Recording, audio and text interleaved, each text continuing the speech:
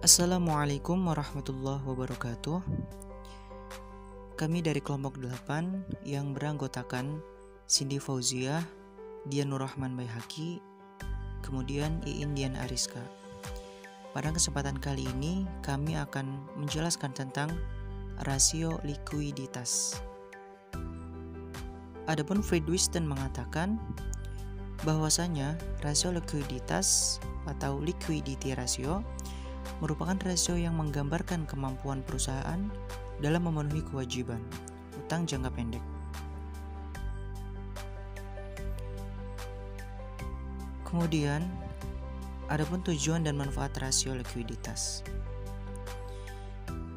Yang pertama, untuk mengukur kemampuan perusahaan membayar kewajiban atau utang yang segera jatuh tempo pada saat tagih. Kemudian yang kedua, untuk mengukur kemampuan perusahaan membayar kewajiban jangka pendek dengan aktiva lancar secara keseluruhan.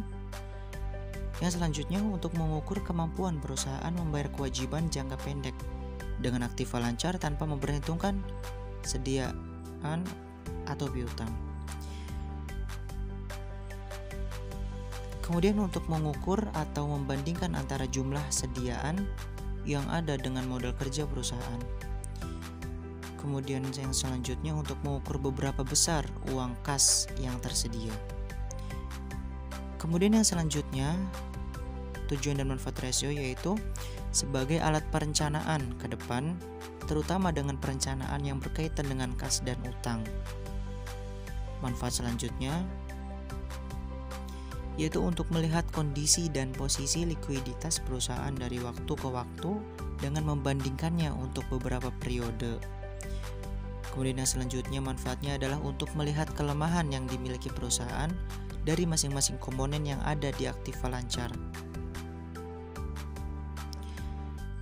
Kemudian yang terakhir adalah untuk membagi pemicu bagi pihak manajemen untuk memperbaiki kinerjanya dengan melihat rasio likuiditas yang ada pada saat ini. Kemudian adapun jenis-jenis rasio likuiditas, yaitu ada 5. Yang pertama, rasio lancar atau current ratio. Kemudian yang kedua adalah rasio sangat lancar, quick ratio atau acid test ratio. Kemudian yang ketiga adalah rasio kas atau cash ratio. Kemudian yang keempat, rasio perputaran kas. Kemudian yang kelima adalah inventory to next working capital. Rasio lancar. Rasio lancar adalah rasio untuk mengukur kemampuan perusahaan membayar kewajiban jangka pendek atau utang yang segera jatuh tempo pada saat ditagih secara keseluruhan. Rumus untuk mencari rasio lancar yang dapat digunakan adalah sebagai berikut. Rasio lancar sama dengan aktiva lancar dibagi utang lancar.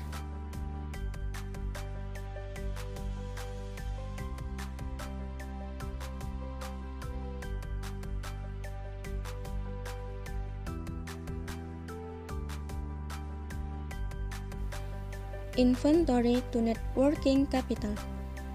Inventory to net working capital merupakan rasio yang digunakan untuk mengukur atau membandingkan antara jumlah sediaan yang ada dengan modal kerja perusahaan.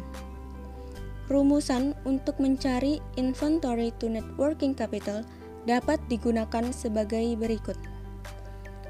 Inventory to net working capital sama dengan sediaan dibagi dengan aktiva lancar dikurangi utang lancar.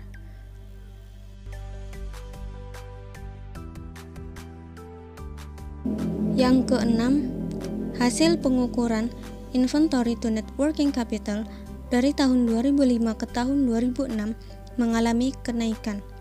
Jika semula pada tahun 2005 rasio sebanyak 28%, pada tahun 2006 naik menjadi 52%. Jika standar rata-rata industri inventory to net working capital 12%, perusahaan berada dalam memuaskan karena berada di atas rata-rata industri. Baiklah, sekian dari kami, kurang lebihnya mohon maaf. Wassalamualaikum warahmatullahi wabarakatuh.